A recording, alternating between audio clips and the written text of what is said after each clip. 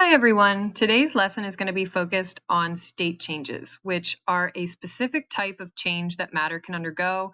All matter can experience state changes. So we're going to talk about those three major states that we will see on Earth. We're going to differentiate the difference between a physical and a chemical change. And then we're going to talk about the law of conservation of mass.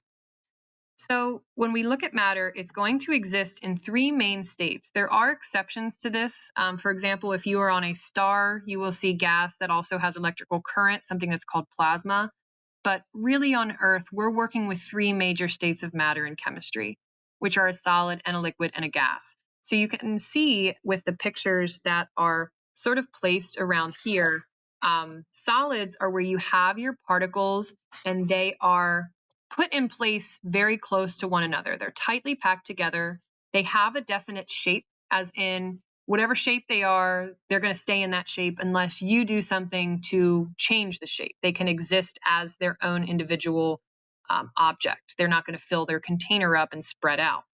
We cannot compress solids any smaller usually because the particles are too close together. So sometimes if we see a solid, it will actually expand a little bit when it gets hot and contract when it gets cold. This can sometimes cause issues in the wintertime with your pipes in your house. If you're someone who has metal pipes, those tend to expand and contract with temperature. So we actually see that in the wintertime, you might end up having a pipe burst because that solid has the ability to shrink a little bit or expand a little bit based on the temperature that it's being exposed to. In contrast, we see liquids. So if you look at the difference in terms of what a liquid looks like compared to a liquid is going to have what we call flow. So it actually is able to flow around its container. It does have a constant volume. So the solid has a definite shape and a definite volume, the amount of space it takes up and the shape it is. Liquids are going to take up a certain amount of space. Doesn't matter what container you put them in, it's going to be that volume. But it will, however, take the shape of its container. And that's the difference. When things are taking the shape of their container, they can flow. So if I put them in a beaker, they're going to be the shape of a beaker. If I put it in a graduated cylinder, it's going to be the shape of a graduated cylinder. If I don't put it in a container at all and I just dump it on the floor, it's going to expand itself out into a amorphous shaped object. However, its volume is going to stay consistent. It's going to be the same amount of liquid that I started with. These particles are not held as rigidly as you'd see a solid. They're able to slip and slide past one another, and that's what contributes to that ability to flow. It's that, particles can move around. They're not stuck in one singular place. We did say, as earlier, that the volume is constant. What that means is I can't squish this into a smaller volume. I can't push those particles together any closer than they already are. And you know this, if you fill up a water bottle all the way through and then you squeeze it and apply pressure to it, the fluid is just going to expand the bottle and eventually break it. It's not going to squish itself down further and compress. And the other thing is that liquids will expand when they're heated, so they take up more space. The only exception to that is water, which we'll talk about in part B of the course, why water is just such a unique molecule. And then finally, we have gases. For gases, they also flow, just like we saw liquids do. You know this because if you spray perfume on one side of the room, you can smell it on the other side of the room quite quickly. And it's because those particles are able to freely move and fill the shape of whatever container you put them in. So if I spray perfume in a room, perfume is a gaseous molecule. That's what the scent is, it's gaseous. And it will spread out throughout the remainder of the room, which is its container.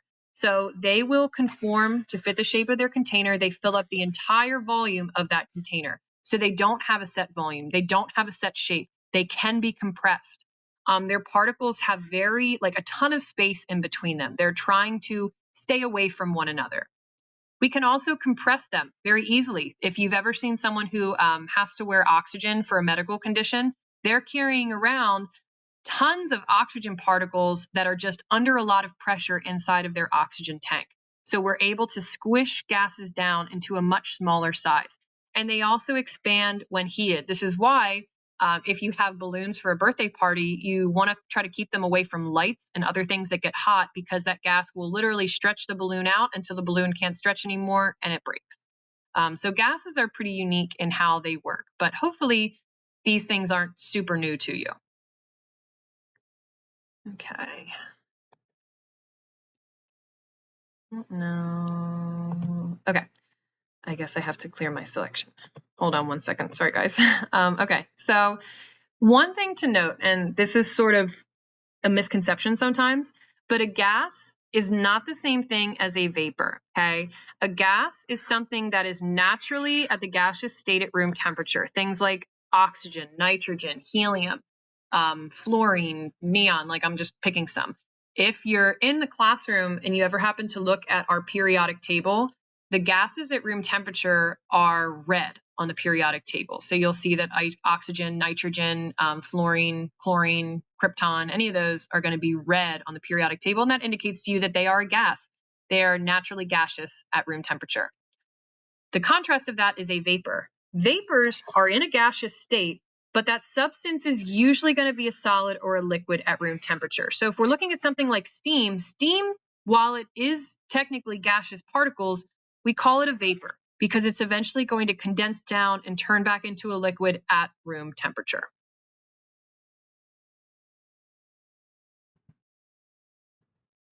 So if you're in class, we're going to be moving on to this next, but we're just going to keep going because this is a screencast. So when we're talking about physical changes, this is how I can change matter to change what it looks like, but I'm not necessarily changing the substance itself. So physical changes are things like cutting something up, crumbling it apart, breaking it into different pieces, splitting it in half, crushing it, changing its state of matter. So changing it from a solid to a liquid or a gas. It's still going to not change its composition, which means it's a physical change, okay? So these are what we call phase changes. There's a big misconception sometimes that when you boil something, you're undergoing a chemical change. That is false, does not exist. That is wrong because liquid water is H2O and steam is H2O. They are the exact same molecule as one another. That's a physical change. In contrast to that, we see what are called we're going to talk about phase changes really quick before we actually talk about chemical changes. So physical change, big examples of these are we see phase changes. So you can do these in two different ways. You can either heat it up, take heat, take it away, make it cold, or add more heat, make them move faster, make it hotter. That will change the state of a particular piece of matter. I can also change the pressure. The more pressure I apply, the more collisions I make, the way I change the state. So when we go up in temperature, the molecules move faster. And the faster they move, the more likely they are to be a liquid or a gas. Slow-moving particles are typically all solids, which is why if you take the temperature away, you make something cold, things tend to solidify. So these are the state changes that we will typically be seeing in chemistry, some of which are really common and you've seen before. So if we're going from a solid to a liquid, we call that process melting. You know that, you've seen ice cubes melt. Going even a little bit hotter, a little bit more pressure, if I take a liquid and then I add more heat or I reduce pressure, it's going to turn into a gas. Okay, so I'm going to be what's called boiling it or maybe even evaporating it. Then if I want to try to condense that back down, I want to take that gas and turn it into a liquid. That is called condensation. And then a liquid to a solid is what is called freezing. There are very rare instances where I can sort of skip this middle step and go directly from a solid to a solid to a gas. That is what's called sublimation. This is what happens if you've ever seen dry ice. It's a solid when you take it out of the container, but it almost immediately starts steaming. It's changing temperature so quickly that it doesn't even have the opportunity to become a liquid and it goes straight to gas. The opposite of that is if I have a gas and I want to turn it directly into a solid. This is what's called deposition. It's a little bit harder to do because you have to have a really extreme temperature change.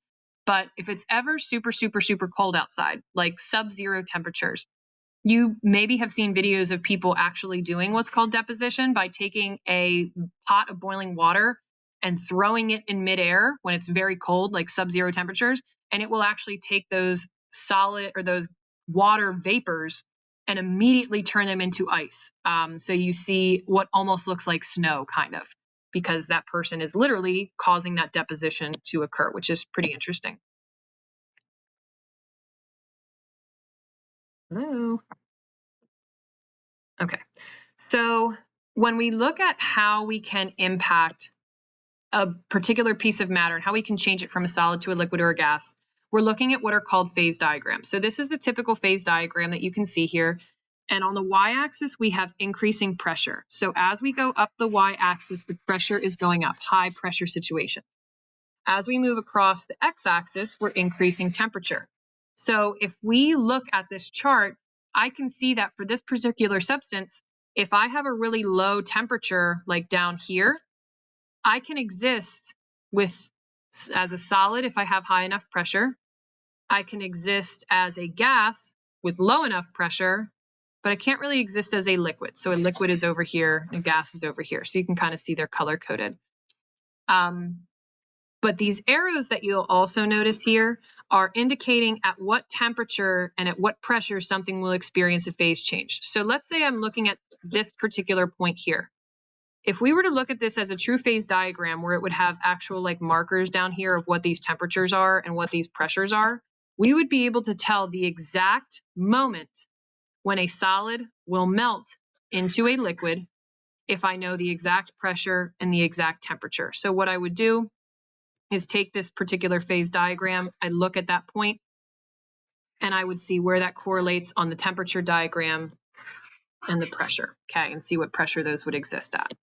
So if we're looking at these questions here, at what state of matter would exist at a high temperature and a low pressure? So that means we're going to go all the way over, maybe like here-ish, okay, high temperature, and says low pressure. So if pressure is increasing here and going all the way up this y-axis, I might say a low pressure is like here. So where do those two lines meet? Right there. That is a gas. So we would see that existing as a gas. At what state of matter would exist at a medium temperature and a high pressure? So medium temperature, high pressure. We'll try to meet the two in the middle and see where they overlap. Right there. That's going to be a liquid. Okay. So for the second one, we would see that it's a liquid. And finally, can a solid exist at high temperatures? So let's look over here. Let's go all the way over to maybe here-ish on the graph. Is there any possible way, any pressure that I could exist in where a high temperature would result in a solid? No. Because for solids, for this particular material, we have to stay in this low temperature region of the graph. So the solid is only existing there. If I have a high temperature, like what we see here, I could only have it as a gas or as a liquid. Oops. Sorry, I'm just trying to go to the next slide. Sorry, guys. So the other side of the coin, if we're not looking at a physical change, we're looking at what's called a chemical change. Just like we talked about chemical properties, how they are going to permanently alter the substance that we're working with, a chemical change is also going to permanently alter the substance that we're working with. So it's defined as the process of changing one thing, one pure substance, into another pure substance. This is what's known as a chemical reaction. So we've talked about oxidation or rusting. That's a chemical property, whether or not something can rust. The actual change that's occurring is called oxidation. If we take something and cook an egg, let's say, I can't uncook an egg once it's been, applied to that heat. I can't undo that change. So that's my indication that I have a chemical change. I'm going to have something completely different at the end of it than what I had before. I have all new substances and I can't undo it. Okay, it's permanent. Okay, so examples of that are explosions, rust, oxidation, corrosion, tarnishing, fermenting, burning, rotting, digesting. All of those things will create a permanent change that I cannot undo. So if you're trying to determine whether or not you're working with a physical change or a chemical change, ask yourself, are the particles I'm working with the exact same as when I started? Because if they've recombined in any way, you've got what's called a chemical change.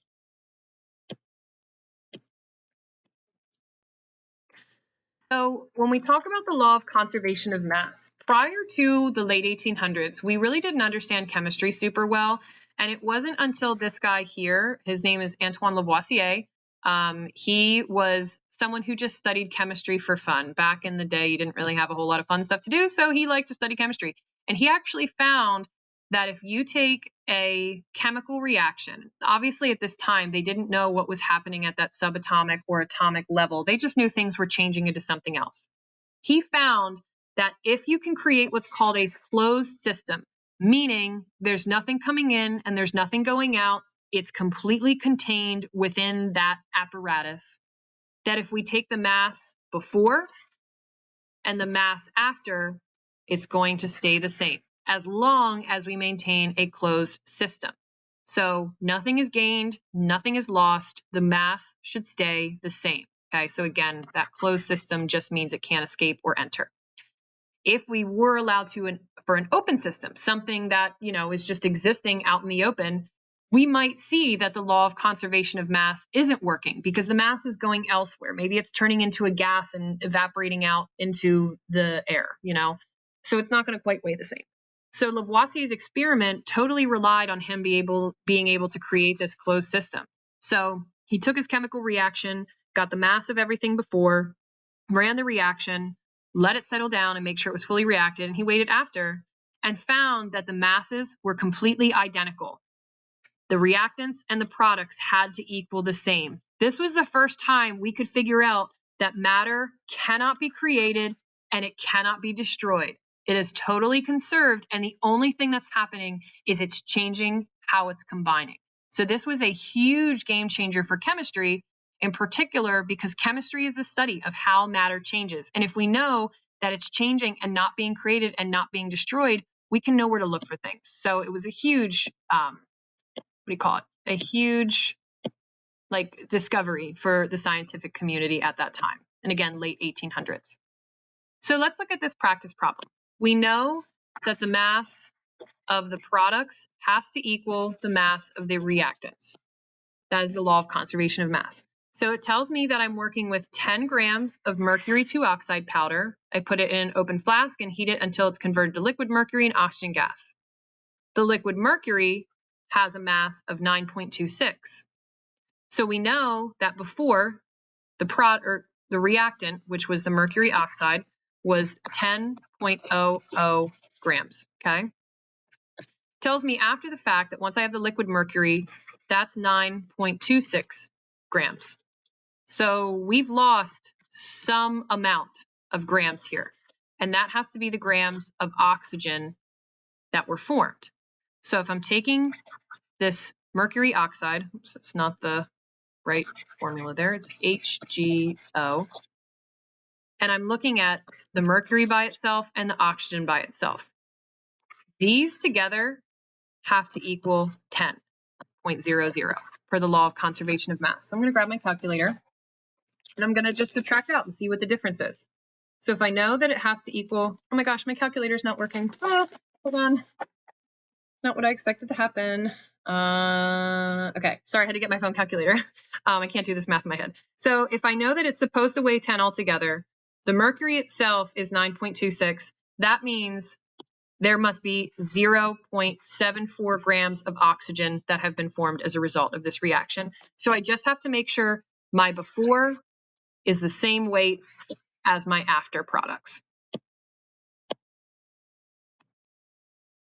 Okay. There are more practice problems that you can see. If you want to see more of these done individually, please let me know and we can go through each of these. But again, you just want to make sure, oops, wanted my pen there. You wanted to make sure that the mass of the products is equal to the mass of the reactants. Everything has to stay conserved. If it doesn't, that's your indication that you're working with a closed system, or maybe there's an error in your experimentation process. So again, if you have any questions or want to see the answers for any of these 4 ones, please let me know, and I can show you how to do them pretty easily.